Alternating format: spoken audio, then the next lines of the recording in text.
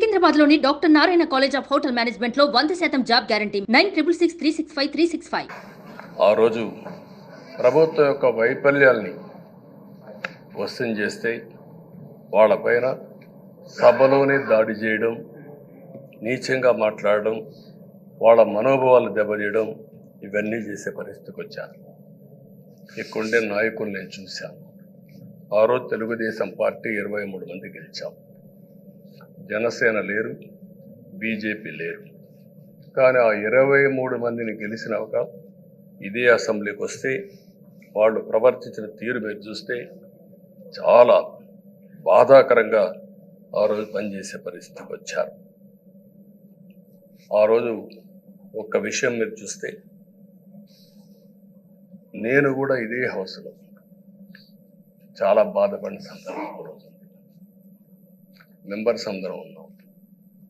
నన్ను గురించి, నా కుటుంబాన్ని గురించి ఇష్టానుసారంగా మాట్లాడితే కనీసం యాక్షన్ తీసుకోవడానికి నాకు మైక్ ఇవ్వమని అడిగాను.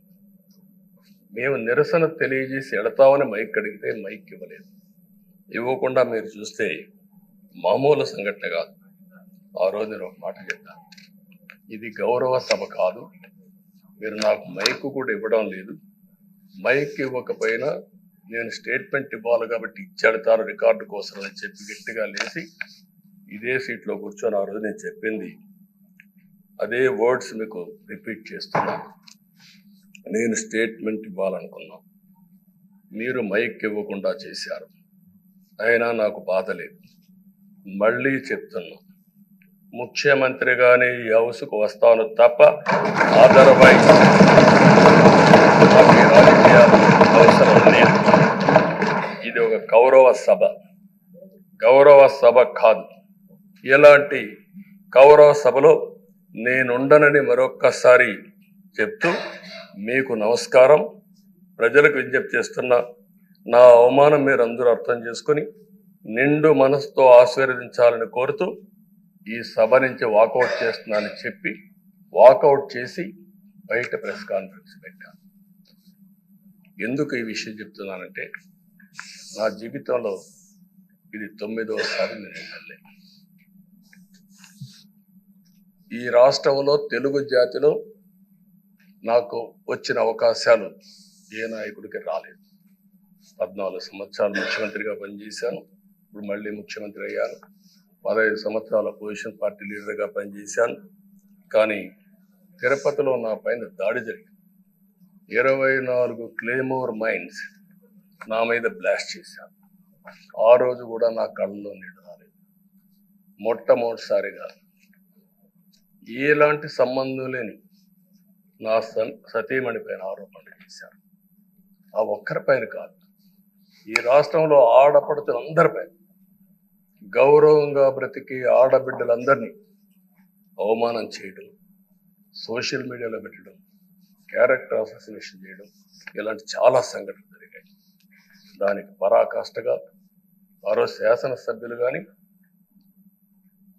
కొంతమంది అయితే భవానీ శాసన సభలో సభ్యురాలుగా ఉండి ఎన్నో పోస్టింగ్స్ పెట్టే పరిస్థితికి వచ్చారు. అలాంటి సంఘటనలు చూసిన తర్వాత ఫస్ట్ టైం నా జీవితంలో ఆడబిడ్డల కోసరం ఇలాంటి హననాన్ని చేశారని బాధపడుతూ కంటతడి పెట్టాను. ఆ రోజే అనుకున్నా, ఇలాంటి పార్టీ ఈ రాష్ట్రానికి అరిష్టం, ఇలాంటి వ్యక్తిత్వం ఉండకూడదు. మళ్ళీ ఈ రాష్ట్రాన్ని గౌరవ సభ చేసి హోందాగా నడిపించే వరకు నేను పనిచేస్తానని చెప్పి ఒక శపథం చేశాను. ఆ శపథం ప్రకారమే ప్రజలు గెలిపించారు, వచ్చాను.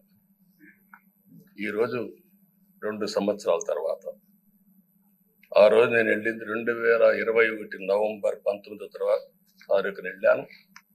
నిన్న మీ అందరి ఆశీస్సులతో, ప్రజలందరి యొక్క ఆమోదంతో ఈ సభలోకి ఎంటర్ అయ్యాం.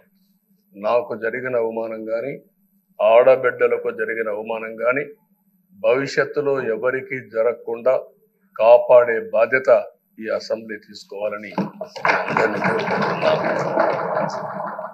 నా గౌరవాన్ని కాపాడిన ప్రజానీకానికి మరొకసారి మనస్ఫూర్తిగా ధన్యవాదాలు, అభినందనలు. నా జీవితాంతం రుణపడి ఉంటా.